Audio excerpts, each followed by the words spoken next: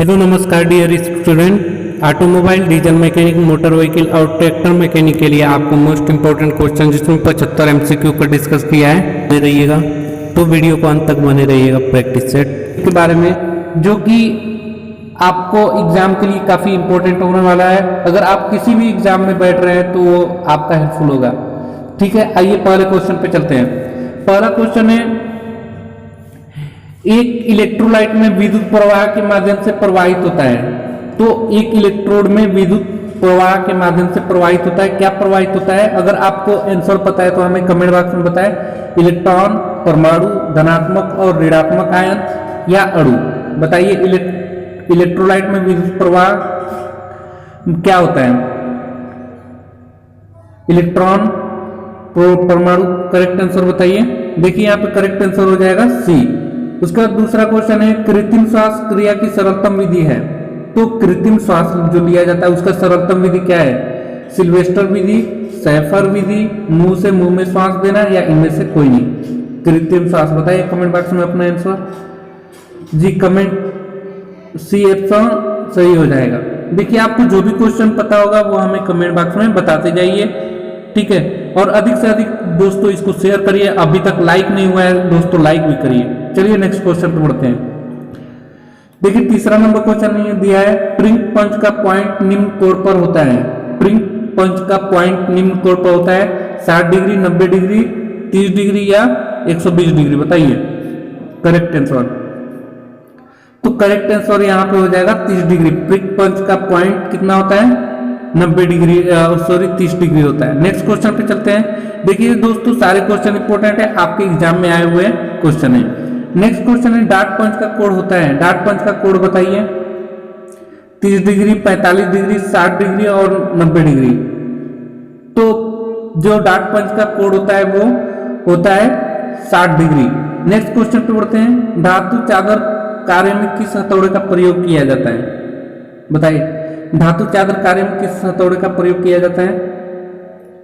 बाल पिन हथौड़ा, स्लेज हथौड़ा, क्रॉस पिन हथौड़ा या मृदु हथौड़ा?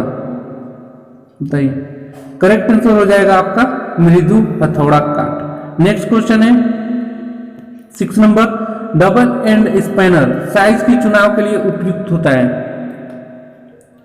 बताइए लंबाई जा, मोटाई जा, चौड़ाई जा या एक क्रॉस जा। बताइए डबल एंड स्पैनर जा के चुनाव के लिए उपयुक्त है। क्या चुनाव करते हैं? करेक्ट आंसर आपका हो जाएगा एक क्रॉस जा। देखिए सारे क्वेश्चन इंपॉर्टेंट है। सेशन को अभी तक लाइक बहुत कम मिला है दोस्तों, लाइक करिए। चलिए 7वें क्वेश्चन का आंसर बताइए। दो रेखाओं के प्रतिच्छेद बिंदु की माप को कहते हैं? रेखीय माप, कोणीय माप, त्रिज्यीय माप या समतल सतह माप। 7 नंबर का आंसर बताइए। देखिए बिल्कुल करेक्ट आंसर है कोणीय माप। नेक्स्ट क्वेश्चन है 8 नंबर दिया है, साधारण कैलिपर जिस धातु के बनाए जाते हैं वो क्या कहलाते हैं? बताइए साधारण कैलिपर किस धातु के बनाए जाते हैं? Stainless steel, high carbon steel, mild steel में से कोई नहीं।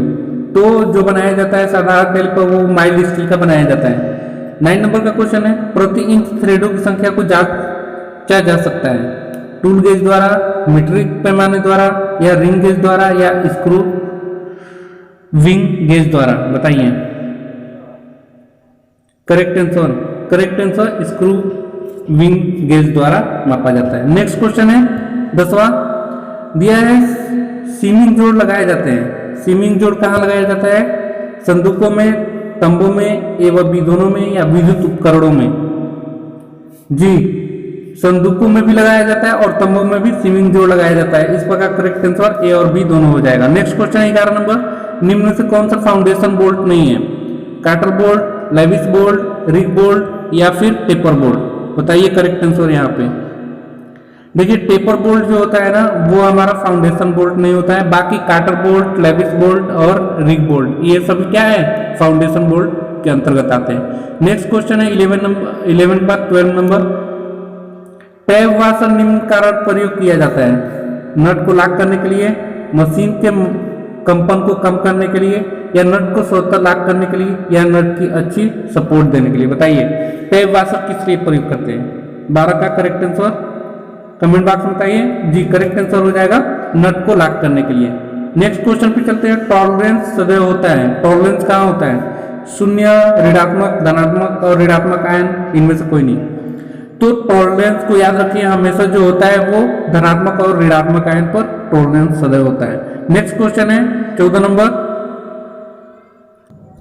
दिया है टेपर सैंक ड्रिल किस व्यास से उपलब्ध होता है? 1/4 इंच से 2 इंच तक, 1/8 इंच से 5 इंच तक, 1/2 इंच से 1 इंच तक, या 1/8 इंच से 3 इंच तक। करेक्ट आंसर बताइए। टेपर सैंक ड्रिल किस व्यास में उपलब्ध होता है? जी करेक्ट आंसर हो जाएगा, याद रखिएगा, टेपर सैंक ड्रिल जो होता है 1/8 इंच से लेकर 5 इंच तक उपलब्ध होता है। नेक्स्ट क्वेश्चन है 15 नंबर, इनमें से जिसका प्रयोग ड्रिल होल को टेपर करने में किया जाता है वो क्या कहलाता है? File reamer, taper pin, hand reamer या मशीन रिमर? जी 15 का correct answer taper pin hand reamer कहलाता है। नेक्स्ट क्वेश्चन है, लैपिंग का उपयोग किया जाता है, बताइए लैपिंग का उपयोग किस लिए किया जाता है? सतह पर विद्यमान अनियमितता को दूर करने के लिए, ज्यामितीय यथार्थता सतह को प्राप्त करने के लिए, घर्षण को कम करने के लिए, या उपरोक्त सभी? करेक्ट आंसर बताइए, लैपिंग का उपयोग किस लिए किया जाता है? करेक्ट आंसर हो जाएगा उपरोक्त सभी के लिए। सतह पर विद्यमान अनियमितता को दूर करने के लिए लैपिंग किया जाता है, ज्यामितीय यथार्थता सतह को प्राप्त करने के लिए भी लैपिंग यूज किया जाता है, घर्षण कम करने के लिए भी लैपिंग यूज किया जाता है। नेक्स्ट इस प्रकार करेक्ट आंसर क्या हो जाएगा? उपरोक्त सभी करेक्ट आंसर हो जाएगा। चलिए बढ़ते हैं नेक्स्ट क्वेश्चन पे। 17 नंबर बताइए, 17 नंबर का क्वेश्चन, स्टील स्क्वायर जिसकी दोनों भुजाएं परस्पर 90 डिग्री पर होती हैं की छोटी भुजा क्या कहलाती है? बॉडी, ब्लेड, स्टाक या ये सभी? बताइए। जी स्टाक कहलाता है। नेक्स्ट क्वेश्चन है, मजबूती प्रदान करने के लिए चादर के किनारों को मोड़ दिया जाता है, इस मुड़े हुए किनारों को निम्न किस नाम से पुकारा जाता है? स्कीम, हेड, बैंड या रिब? बताइए। रिब कहते हैं, बैंड कहते हैं, हैम क्या बोलते हैं? बोलिए। जी 18 का करेक्ट आंसर बी हो जाएगा, बी ऑप्शन, हैम कहते हैं ना, मजबूती प्रदान करने वाले चादर के किनारों को मोड़ दिया जाता है, उसे क्या कहते हैं? हैम कहते हैं। नेक्स्ट क्वेश्चन पे पढ़ते हैं 19 नंबर, दिया है रिवेटिंग में सैंक को सिर से विकल्प करने के लिए रिवेट सुरक्षित होता है, बताइए। तन्यता, डक्टिलिटी, प्रत्यास्थता, कठोरता? रिवेटिंग में सैंक को सिर में विकृत करने के लिए रिवेट सुरक्षित होता है, कैसे? जी कठोरता के द्वारा सुरक्षित होता है। नेक्स्ट क्वेश्चन है, विषय दिया है कि ब्रेजिंग के लिए उपयुक्त स्पेटर किसका बना होता है? तांबे का, उच्च परावैद्युत का, सामर्थ्य का, या सॉरी ऑप्शन भूल गया हूं, चलिए मैं बता दे रहा हूं। यहाँ करेक्ट आंसर ब्रेजिंग के लिए उपयुक्त स्पेल्टर किसका बना होता है? तांबे का बना होता है। नेक्स्ट क्वेश्चन है, एक विद्युत रोधक पदार्थ यानी कि अचालक का मूल गुण होना चाहिए, बताइए मूल गुण क्या होना चाहिए? निम्न वोल्टेज, उच्च परावैद्युत सामर्थ्य, निम्न प्रतिरोधकता, इनमें से कोई नहीं। तो याद रखिए, एक विद्युत पदार्थ अचालक का मूल गुण जो होता है न्यून प्रतिरोधकता होती है। नेक्स्ट क्वेश्चन है 22 नंबर, धातुओं का वह गुण जिसके कारण उन्हें बिना तार बनाया जा सकता है क्या कहलाता है? बताइए। बिना खींचे तार बनाया जाता है, मेलेबिलिटी, मशीनेबिलिटी, डक्टिलिटी या हार्डनेस?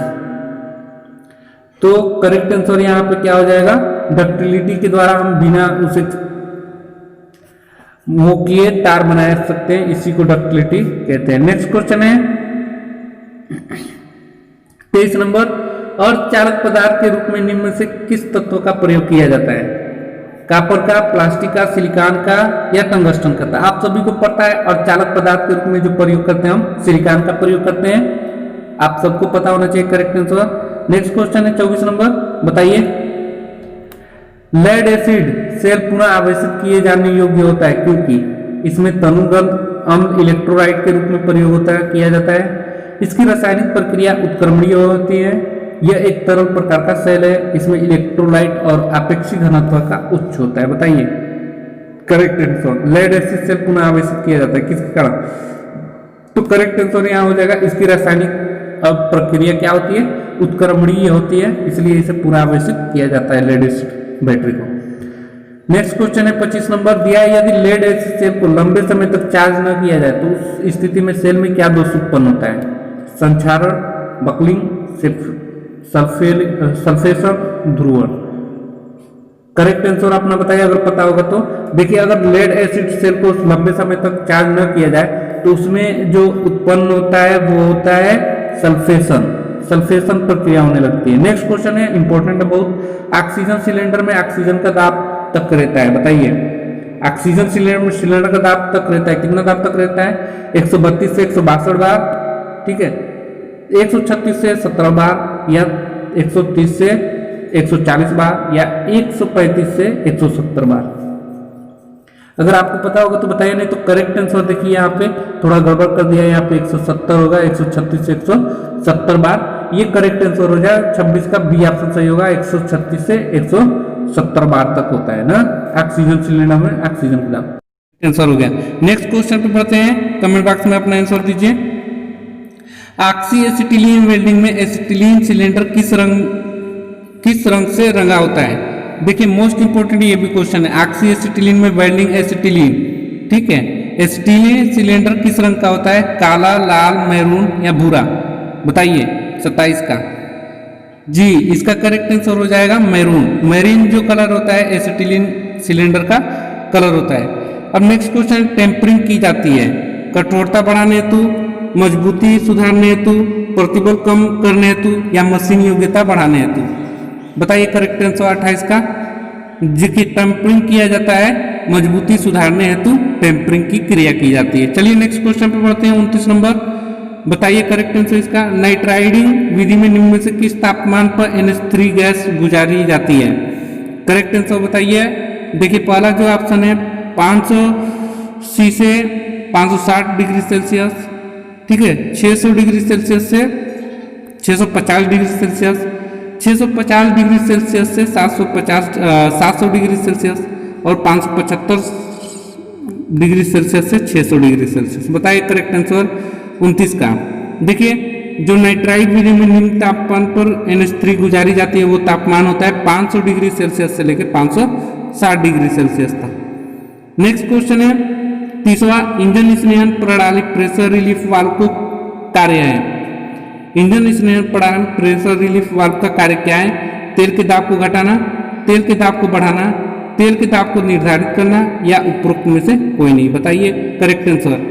स्नेहन प्रणाली में प्रेशर रिलीफ वाल्व का कार्य होता है, क्या होता है? करेक्ट आंसर जी, तेल के दाब को निर्धारित करना होता है प्रेशर रिलीफ वाल्व का, तेल दाब को निर्धारित करना। नेक्स्ट क्वेश्चन है स्नेहन इंजन स्नेहन प्रणाली प्रेशर रिलीफ वाल्व का कार्य है, ये तो हो गया अभी बताया, तेल के दाब को निर्धारित करना।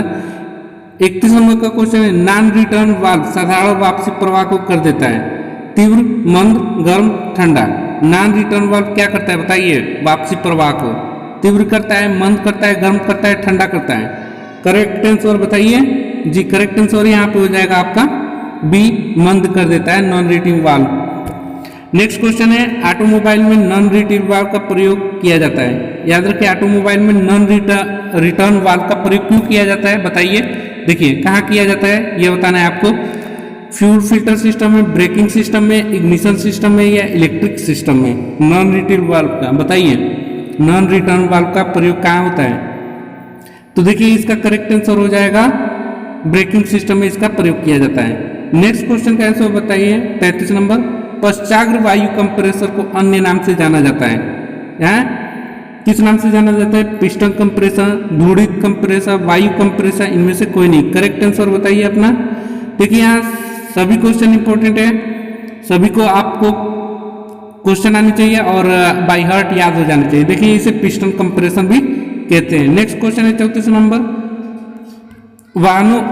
वाहन उद्योग में किसकी अवरचना संरचना, ठीक है, सुविधा के लिए विकास में सहायक होती है? ऊर्जा, सड़क परिवहन, ए बी दोनों, इनमें से कोई नहीं, यानी ए और बी दोनों, इनमें से कोई नहीं। बताइए 34 का करेक्ट आंसर। देखिए यहाँ पे 34 का करेक्ट आंसर हो जाएगा ऊर्जा और सड़क परिवहन वाहन उद्योग में संरचना सुविधा के विकास में सहायक होती है। नेक्स्ट क्वेश्चन है 35 नंबर। एक्सटर्नल कंबस्शन इंजन में ईंधन जलाने का स्थान होता है, बताइए। एक्सटर्नल कंबस्शन इंजन में सभी को पता होगा कि कहाँ होता है। पहले तो एक्सटर्नल कंबस्शन इंजन इंजन के बाहर होता है, और ये बहुत कम होता है, बड़ा होता है, गोल होता है, इनमें से कोई नहीं, बताइए। तो एक्सटर्नल कंबस्शन इंजन में ईंधन जलाने का स्थान जो होता है बहुत बड़ा होता है, यानी कि बी करेक्ट आंसर हो जाएगा। नेक्स्ट क्वेश्चन में बढ़ते हैं 36 नंबर। इंजन में पेट्रोल का दहन होता है, इससे क्या अभिप्राय है, बताइए। इंजन में पेट्रोल का दहन होता है, इससे क्या अभिप्राय है।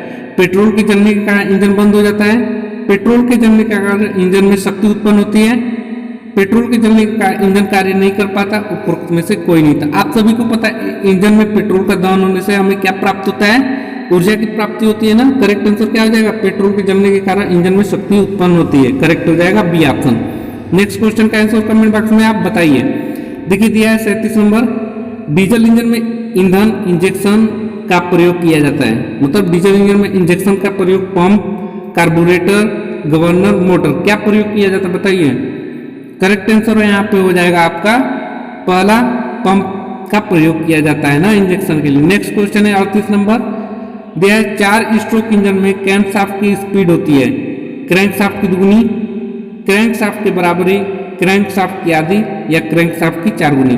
अगर आपको आंसर पता है तो करेक्ट आंसर बताइए कमेंट बॉक्स में। देखिए यहाँ पे जो 4 स्ट्रोक इंजन है ना, क्रैंकशाफ्ट की स्पीड की आधी होती है ना, क्रैंकशाफ्ट की आधी होती है, क्रैंकशाफ्ट की स्पीड क्रैंकशाफ्ट की आधी होती है। रेशियो आपको पता होना चाहिए, क्रैंकशाफ्ट का रेशियो क्या होता है 1:2, यानी कि अगर क्रैंकशाफ्ट 1 चक्कर लगाएगा तो क्रैंकशाफ्ट कितना चक्कर लगाएगा, 2 चक्कर लगा देगा। नेक्स्ट क्वेश्चन पे बढ़ते हैं।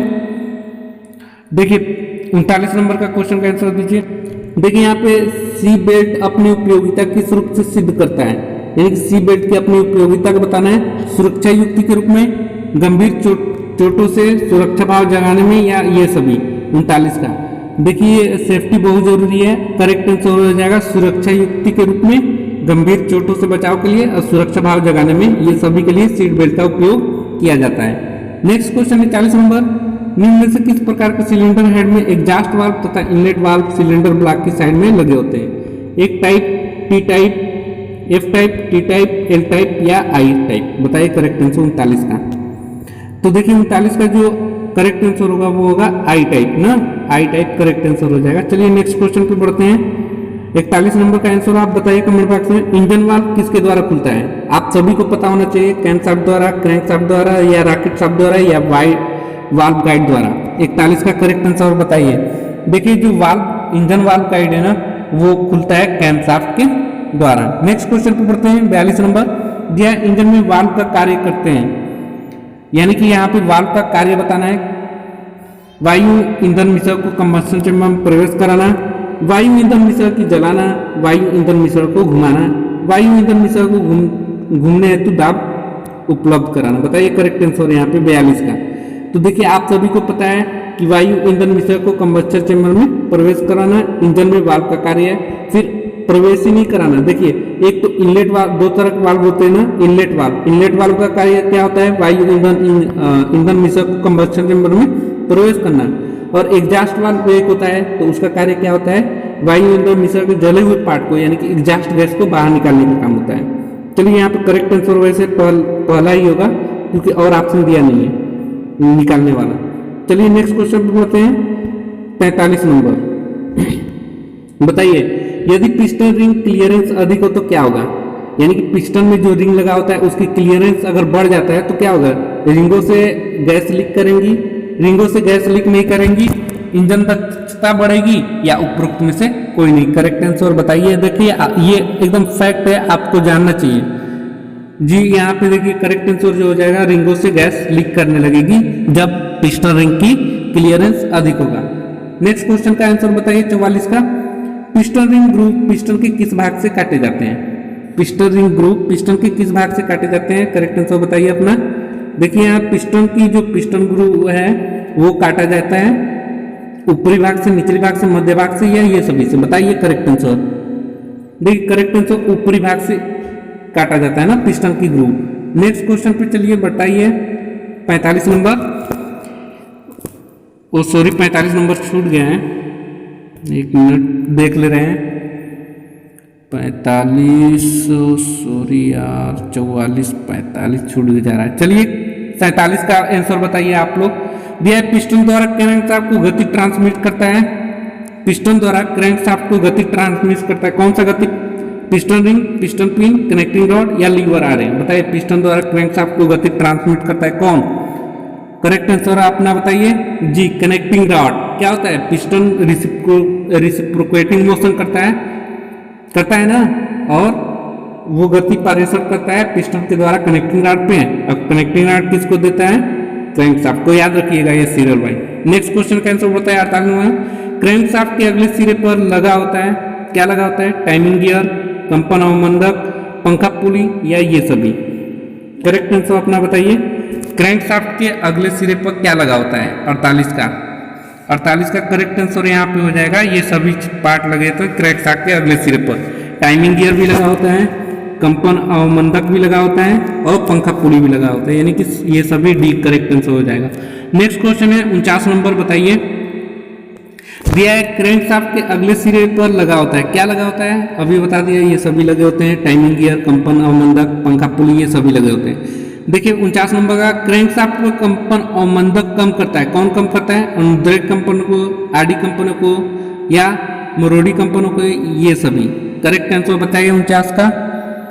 देखिए यहाँ पे जो क्रैंकशाफ्ट का कंपन अवमंदक कम करता है वो मरोड़ी कंपन होता है। ये मरोड़ी मतलब जो वो मरोड़ता है उसको रोटेशन में, उसको कम कर देता है। नेक्स्ट क्वेश्चन पे बढ़ते हैं। दिया है क्रैंकशाफ्ट नियंत्रित करता है, क्रैंकशाफ्ट किसको नियंत्रित करता है? वाल्व खुलना, वाल्वों को बंद होना, वाल्व टाइमिंग को या ये सभी। तो 50 का करेक्ट आंसर बताइए। देखिए क्रैंकशाफ्ट जो होता है वो नियंत्रित करता है वाल्वों को खुलना, वाल्वों का बंद होना और वाल्व टाइमिंग, ये सभी कौन नियंत्रित करता है? क्रैंकशाफ्ट। याद रखिएगा करेक्ट आंसर क्या हो जाएगा? डी पार्ट हो जाएगा। Next question 51 number. फ्लाईव्हील में फिट रहता है spigot bearing, big end bearing, small end bearing या मेन बियरिंग। बताइए करेक्ट आंसर 51 का। अगर आपको पता होगा तो कमेंट बॉक्स में आंसर बताते रहिए। तो यहाँ 51 का जो करेक्ट आंसर हो जाएगा वो स्पिगार्ड बियरिंग होगा। फ्लाईव्हील में फिट रहता है स्पिगार्ड बियरिंग। नेक्स्ट क्वेश्चन पे चलते हैं 52 नंबर। दिया है क्रैंकशाफ्ट के कंपन को समाप्त किया जाता है फ्लाईव्हील से, वाइब्रेशन डैम्पर से, क्रैंक केरू से या आयल सम्प से। तो क्रैंकशाफ्ट के कंपन को समाप्त किया जाता है किससे? अपना आंसर कमेंट बॉक्स में बताएं। देखिए वाइब्रेशन डैम्पर होता है जो क्रैंकशाफ्ट के कंपन को समाप्त करता है, वाइब्रेशन डैम्पर। याद रखिएगा करेक्ट आंसर होगा। नेक्स्ट क्वेश्चन है 53 नंबर। एक इंजन की पुश रॉड निम्न के बीच स्थापित होती है। वाल्व बताइए, एक इंजन की पुश रॉड जो होती है निम्न के बीच स्थापित होती है, किसके बीच स्थापित होती है? वाल्व और राकर भुजा के मध्य, कैमशाफ्ट और वाल्व टैपेट के मध्य, वाल्व टैपेट और रॉकेट भुजा के मध्य, वाल्व और वाल्व रिपेयरिंग के मध्य। अपना करेक्ट आंसर बताइए कमेंट बॉक्स में। यहाँ पे करेक्ट आंसर हो जाएगा तीसरा सी, वाल्व टैपेट और रॉकेट भुजा के मध्य इंजन की पुश रॉड के बीच स्थापित होती है। नेक्स्ट क्वेश्चन है किस प्रकार के लाइनर सिलेंडर के घिसे हुए बोर में फिट कर दिए जाते हैं? बताइए किस प्रकार के लाइनर सिलेंडर के घिसे हुए बोर में फिट कर दिए जाते हैं? पतले सिलेंडर लाइनर, मोटे सिलेंडर लाइनर, सूखे सिलेंडर लाइनर या गीले सिलेंडर लाइनर। करेक्ट आंसर बताइए अपना कमेंट बॉक्स में। यहाँ पे जो होगा लाइनर के सिलेंडर घिसे हुए बोर के अंदर फिट कर दिया जाता है। करेक्ट आंसर यहाँ सूखा सिलेंडर लाइनर होता है। याद रखिएगा सूखा सिलेंडर लाइनर। नेक्स्ट क्वेश्चन है 55 नंबर। क्रैंकशाफ्ट फिट करते समय कौन सी जांच करनी आवश्यक है? तो क्रैंकशाफ्ट फिट करते समय कौन सी जांच करनी चाहिए? आप सभी को पता है क्रैंक पिन के अलाइनमेंट की जांच की जाती है, क्रैंक जर्नल की जांच की जा सकती है या क्रैंकशाफ्ट में बने तेल मार्क की सब जांच की जा सकती है या उपरोक्त सभी। करेक्ट आंसर बताइए अपना। तो देखिए क्रैंकशाफ्ट फिट करते समय जो जांच करनी चाहिए वो है क्रैंक पिन के अलाइनमेंट की जांच करनी चाहिए, क्रैंक जर्नल की जांच करनी चाहिए, क्रैंकशाफ्ट में बने तेल मार्क की जांच करनी चाहिए, यानी कि उपरोक्त सभी यहाँ पे करेक्ट आंसर हो जाएगा। नेक्स्ट क्वेश्चन पे बढ़ते हैं 56 नंबर। दिया है इंजन में फ्लाईव्हील कहाँ स्थापित होता है? इंजन में फ्लाईव्हील कहाँ स्थापित होता है? बताइए करेक्ट आंसर। क्रैंकशाफ्ट के अग्र छोर पर, क्रैंकशाफ्ट के पिछले छोर पर, क्रैंकशाफ्ट के मध्य छोर में या क्रैंकशाफ्ट के डैम्पर के समीप। तो 56 का करेक्ट आंसर बताइए। देखिए इंजन में फ्लाईव्हील कहाँ स्थित है? क्रैंकशाफ्ट के पिछले छोर पे। आप सभी को ये करेक्ट आंसर पता होना चाहिए, क्रैंकशाफ्ट के पिछले सिरे पर फ्लाईव्हील होता है। नेक्स्ट क्वेश्चन है 57 नंबर। शीतलन की फोर्स्ड जल शीतलन प्रणाली में तांबे की नलियाँ किससे ठंडी होती है? तो शीतलन की फोर्स्ड जो जल शीतलन प्रणाली है, फोर्स वाटर शीतलन, ठीक है, प्रणाली है तांबे की नली किसमें ठंडी होती है? पानी से, हवा से, पानी से और हवा दोनों से, इनमें से कोई नहीं। करेक्ट आंसर बताइए। देखिए यहाँ पे जो करेक्ट आंसर हो जाएगा वो हवा से होगा। शीतलन की फोर्स जल विधि में जो शीतलक प्रणाली की तांबे की नलियां होती है वो हवा से ठंडी होती है। नेक्स्ट क्वेश्चन पे बढ़ते हैं। 58 नंबर दिया है यहाँ पे, रेडिएटर कोर बना होता है प्लास्टिक से, कास्ट आयरन से, स्टील से, ब्रास से। तो रेडिएटर का कोर याद रखिएगा, ये मोस्ट इंपोर्टेंट क्वेश्चन है। जो बनाता है ये ब्रास से बना होता है रेडिएटर का कोर। याद रखिए रेडिएटर का कोर किससे बना होता है? ब्रास से बना होता है। देखिए सेशन लाइक है मतलब पसंद आए तो प्लीज लाइक करिए और अधिक से अधिक अपने स्टडी ग्रुप में भी शेयर करिए। सारे क्वेश्चन में आपको बस शांति से सुनते रहे, सभी क्वेश्चन मैं याद करवा दूंगा। नेक्स्ट क्वेश्चन पे चलते हैं। इंजन कुली प्रणाली में वाटर पंप पानी को इंजन ब्लॉक तक द्वारा पंप करता है। तो इंजन कुली प्रणाली में वाटर पंप पानी को इंजन ब्लॉक तक की द्वारा पंप करता है कौन? सेंट्रीफ्यूगल फोर्स, सेंट्रीपिटल फोर्स या पेरिसराइड या कंप्रेसर। करेक्ट आंसर अपना बताइए। देखिए यहाँ पे जो करेक्ट आंसर हो जाएगा वो सेंट्रीपिटल फोर्स होता है। नेक्स्ट क्वेश्चन पे बढ़ते हैं। 60 नंबर दिया है कि दाब युक्त शीतलन प्रणाली में किस प्रकार का रेडिएटर ढक्कन प्रयोग करते हैं? शीतलन के लिए बड़े रेडिएटर, खुले शीतलन की अपेक्षा अधिक शीतलक या दाबपूर्ण रेडिएटर ढक्कन जो शीतलक के उबाल को रोके या इंजन जल पंप की ओर। यहाँ करेक्ट आंसर अपना बताइए कमेंट बॉक्स में। देखिए करेक्ट आंसर इसका हो जाएगा दाब युक्त शीतलन प्रणाली में दाबपूर्ण रेडिएटर ढक्कन जो शीतलक के उबाल को रोके रेडिएटर ढक्कन का प्रयोग करते हैं। सी ऑप्शन सही है यहाँ पे। नेक्स्ट क्वेश्चन पे बढ़ते हैं। 61 नंबर दिया है आयल पंप का कार्य है। आयल पंप का कार्य बताना है। क्या होता है? दबाव के साथ आयल को भेजता है या आयल को खींचता है या जली हुई गैसों को बाहर करता है या उपरोक्त में से कोई नहीं। तो याद रखिए यहाँ पे जो आयल पंप का कार्य होता है वो है दबाव के साथ आयल को भेजना। आयल पंप का कार्य क्या है? दबाव के साथ आयल को भेजना। नेक्स्ट क्वेश्चन पे बढ़ते हैं। लुब्रिकेशन आयल पंपों को प्राय के द्वारा चलाया जाता है, यानी कि लुब्रिकेटिंग आयल पंपों को किसके द्वारा चलाया जाता है? कैम्पशाफ्ट के द्वारा, क्रैंकशाफ्ट के द्वारा, डैम्पर पुली या रॉकेट शाफ्ट के द्वारा। तो याद रखिए यहाँ पे करेक्ट आंसर कैम्पशाफ्ट है। लुब्रिकेशन आयल पंपों को किसके द्वारा चलाया जाता है? कैम्पशाफ्ट के द्वारा। बहुत से लोग क्रैंकशाफ्ट मान लेते हैं, वो गलत आंसर हो जाता है। याद रखिए most important question. Next question है 63 नंबर। इंटेक प्रणाली में निम्न में से किसका उपयोग किया जाता है? तो इंटेक प्रणाली में किसका प्रयोग करते हैं? एयर कंप्रेसर के, एयर क्लीनर को, सुपरचार्जर को या मफलर को। तो इंटेक प्रणाली में किसका उपयोग नहीं किया जाता है बताइए। 63 का करेक्ट आंसर जो होता है वो मफलर का प्रयोग नहीं किया जाता है। मफलर क्या होता है? देखिए जो हम लोग साइलेंसर बोलते हैं वो होता है, उसी को मफलर बोलते हैं। वो क्या करता है? बस जो कि धुएं हैं, एग्जॉस्ट गैस है, उसको बाहर निकालता है। नेक्स्ट क्वेश्चन है 64 नंबर। हाई स्पीड इंजनों में निम्न से कौन से एयर क्लीनर का प्रयोग किया जाता है? तो हाई स्पीड इंजनों में निम्न से कौन सा एयर क्लीनर प्रयोग किया जाता है? Dry air cleaner, wet air cleaner, oil bath air cleaner, pre air cleaner. तो यहाँ पे करेक्ट आंसर हो जाएगा चौथे का तीसरा oil bath air cleaner. Next question पे बढ़ते हैं 65 नंबर। निम्न में से कौन सा इंटरकूलर के प्रकार है? वायु, जल एवं बी दोनों या अग्नि। तो यहाँ पे जो करेक्ट आंसर हो जाएगा ए व बी दोनों होगा। वायु और जल दोनों इंटरकूलर के प्रकार हैं। वायु के द्वारा भी हम लोग कूलिंग करते हैं और जल के द्वारा भी इंटरकूलर किया जाता है। नेक्स्ट क्वेश्चन है 66 नंबर। दिया एयर कंप्रेसरों द्वारा इंजन को प्रदान किया जाता है। तो एयर कंप्रेसर द्वारा क्या प्रदान किया जाता है? Engine oil, break oil, gear oil या ईंधन आयल। करेक्ट आंसर अपना बताइए 66 का। देखिए 66 का जो करेक्ट आंसर हो जाएगा, याद रखिए जो एयर कंप्रेसर द्वारा इंजन को प्रदान किया जाता है इंजन आयल होता है। Correct answer. नेक्स्ट क्वेश्चन पे बढ़ते हैं। 67 नंबर का अपना आंसर बताइए। कार्बोरेटर द्वारा पेट्रोल व वायु का मिश्रण बनाने का कार्य कहलाता है। तो कार्बोरेटर द्वारा पेट्रोल व वायु का मिश्रण क्या कहलाता है? कार्बोरेशन, इग्निशन, एक्सीलरेशन या वेपोराइजेशन। तो आपको ये पता होना चाहिए क्या कहलाता है। कार्बोरेटर द्वारा पेट्रोल वायु का मिश्रण कार्बोरेशन कहलाता है। ये ऑप्शन सही होगा यहाँ पे। नेक्स्ट क्वेश्चन पे बढ़ते हैं 68 नंबर। कमेंट बॉक्स में बताइए। कार्बोरेटर में हवा तथा पेट्रोल के कई मार्ग अलग अलग बनाए जाते हैं, वे क्या कहलाते हैं? Main jet, venturi, carburettor circuit, इनमें से कोई नहीं। तो कार्बोरेटर में हवा पेट्रोल के कई मार्ग अलग अलग बनाए जाते हैं, उसे हम क्या बोलते हैं? कार्बोरेटर सर्किट बोला जाता है उसको, कार्बोरेटर सर्किट। नेक्स्ट क्वेश्चन का आंसर बताइए 69 नंबर का। जो कार्बोरेटर उल्टे फिट किए जाते हैं उन्हें क्या कहते हैं? Down draft carburettor, updraft carburettor, horizontal carburettor या इनमें से कोई नहीं। तो जो कार्बोरेटर उल्टे फिट किए जाते हैं उसको क्या बोलते हैं? उसको बोला जाता है डाउन ड्राफ्ट कार्बोरेटर। ये ऑप्शन सही होगा। नेक्स्ट क्वेश्चन है 70 नंबर, हॉरिजॉन्टल का कार्बोरेटर इनलेट मैनिफोल्ड पर किस प्रकार फिट रहता है?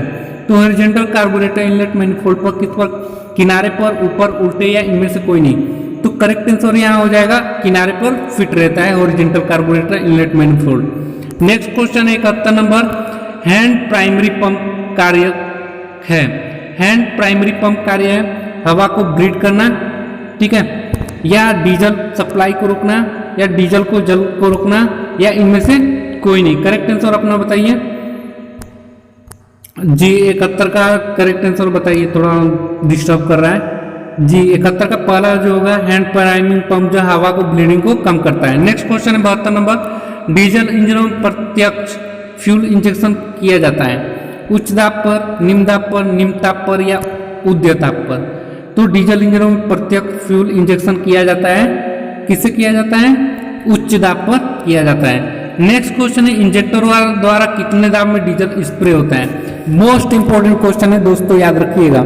1500 से 2000 पाउंड प्रति वर्ग इंच, 1000 से 1200 पाउंड प्रति वर्ग इंच, 500 से 1000 पाउंड प्रति वर्ग इंच, या उपरोक्त में से कोई नहीं। अगर आपको आंसर पता है तो बताइए, नहीं तो मैं बता रहा हूँ। देखिए, जो इंजेक्टर द्वारा जो दाब होता है ना, वो 1500 से 2000 पाउंड प्रति वर्ग इंच के दाब पर डीजल स्प्रे होता है। याद रखिएगा, 1500 से 2000 पाउंड प्रति वर्ग इंच दाब पे डीजल स्प्रे होता है। नेक्स्ट क्वेश्चन है 74 नंबर, डीजल टैंक में सेडिमेंट चैम्बर बना होता है। तो डीजल टैंक में आपको बताना है सेडिमेंट चैम्बर बना होता है टैंक की साइड में, टैंक के ऊपर, निचले तल पे, या इनमें से कोई नहीं। तो करेक्ट आंसर निचले तल पर डीजल टैंक में सेडिमेंट चैम्बर बना होता है। नेक्स्ट क्वेश्चन है, फीड पंप द्वारा ईंधन की सप्लाई न होने की प्रक्रिया कहलाती है? प्राइमिंग क्रिया, निष्क्रिय क्रिया, ओवरफ्लो क्रिया या ब्लीडिंग क्रिया? तो फीड पंप द्वारा ईंधन की सप्लाई न होने की प्रक्रिया कहलाती है निष्क्रिय क्रिया। इस प्रकार हमने आपको क्वेश्चन में सभी क्वेश्चन 75 क्वेश्चन कराए, जो कि आपको टोटल वीडियो आपको प्लेलिस्ट में मिल जाएंगे। और दोस्तों, अगर मेरे चैनल पर नए होंगे तो प्लीज सब्सक्राइब कर लीजिए और अधिक से अधिक अपने स्टडी ग्रुप में शेयर करिए। Okay, thanks for watching this video. मिलेंगे कल की वीडियो में ऐसे ही टॉपिक के साथ। Thanks for watching.